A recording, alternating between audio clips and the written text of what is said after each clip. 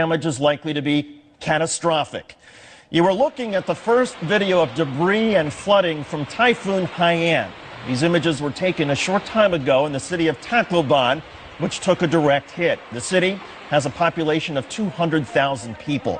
The U.S. Navy's Joint Typhoon Warning Center says the maximum sustained winds when the storm made landfall was 195 miles per hour, with gusts up to 235 miles per hour. Here's what the initial outer bands of rain and wind looked and sounded like in the streets of Tacloban.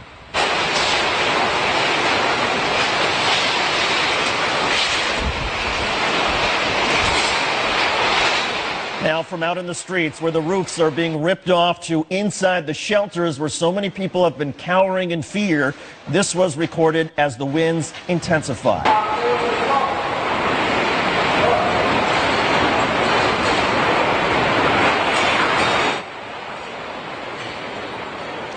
An estimated 2 million people live in this storm's danger zone, which is the equivalent of a Category 5 hurricane, and hundreds of thousands of people lost their homes just a few weeks ago in an earthquake. In other words, they didn't have much protection to begin with tonight. On the phone right now is Joe Curry of Catholic Relief Services. He's in Bohol, Philippines, which has been feeling the effects of the typhoon for hours. Joseph, you're a little bit south and west of where the eye of the storm came into the Philippines, but nonetheless, what are you seeing? What are you feeling? We've had a lot of strong rain and some wind here in the southern part of the island, and we have reports from the northern part, which was the earthquake-affected areas, that they have much stronger winds. Even some of the damaged houses have started falling down from the heavy winds. Have you picked up anything from Tacloban, the city of 200,000 people that took a direct hit? Not yet, not since this morning. Phones are off from the reports that we've had. We understand that the typhoon should be passing over now or passing over soon. Give us a sense about infrastructure, and that one of the ways that that's so important as far as relief after a hurricane is to have roads that are essentially to be able to be cleared so that people can get in. What sort of infrastructure does the central part of the Philippines have to deal with this? This is mainly islands here. Islands, some with airports, some without. Leyte is an island of about 1.5 million people. The coastal areas are low-lying. It has an airport, but it's also mainly connected by rural roads. It's not highways. Bridges could be affected by flooding. We'll have to see what happens, but based on what we've seen in other storms of similar intensity, and this is the strongest we've seen, we could have bridges out, we could have tens of thousands of houses damaged or destroyed. And again, we're talking about a region affected here with 2 million people. Do you share the fear that this was a catastrophe? Absolutely. This is such a strong storm. In this part of the world, houses are fragile, infrastructure is relatively fragile. We'll have to see how people can stand up, but the government's been conducting mass evacuations, and we hope that there's been enough preparedness in place.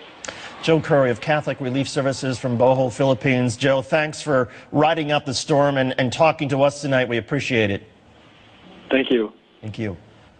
Rebecca Stevenson is here. And Rebecca, where is the super typhoon now, and where's it headed?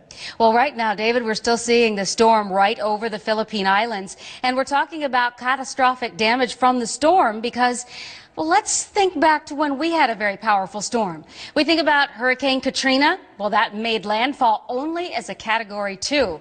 We've got to go back to 1980 to Hurricane Allen or 1969 to Hurricane Camille to see sustained winds making landfall in the U.S. at 190 miles an hour.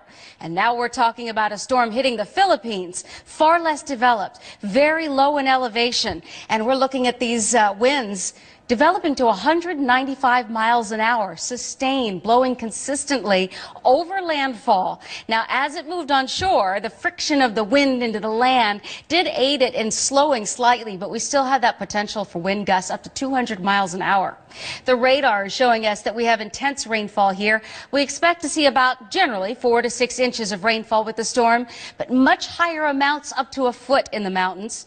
And the mountains is where we're going to see that heavy rain cause flooding and also mudslides, which is the primary reason for death toll in the Philippines from typhoons. So as we look at this storm, we know that it's going to really pack a punch. The track tonight, as it tracks off to the west, is going to be gradually, slowly, about 4 a.m. our time, Eastern Standard Time, to finally get on the other side, the west side of the Philippine Islands. And then as we move forward a little bit more in time, we're going to see the Philippines continue to get the back edge of this storm by noon tomorrow. So they will not be completely done with it by tomorrow afternoon. But by the time we get to tomorrow night, it's going to be gearing up to hit Vietnam.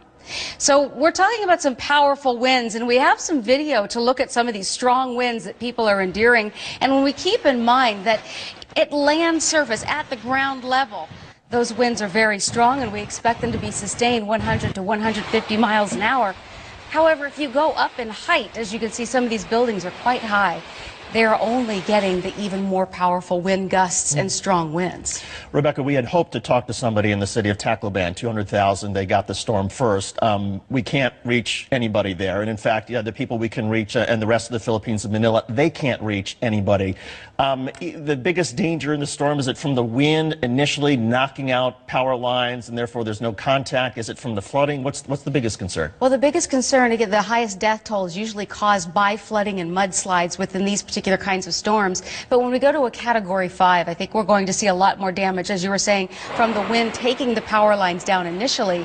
But then we have to consider the storm surge that was just north of the eye wall as it made landfall, and that stretched much farther north than the eye. And we expect those to see that storm surge estimate. It was anywhere from 10 to 20 feet.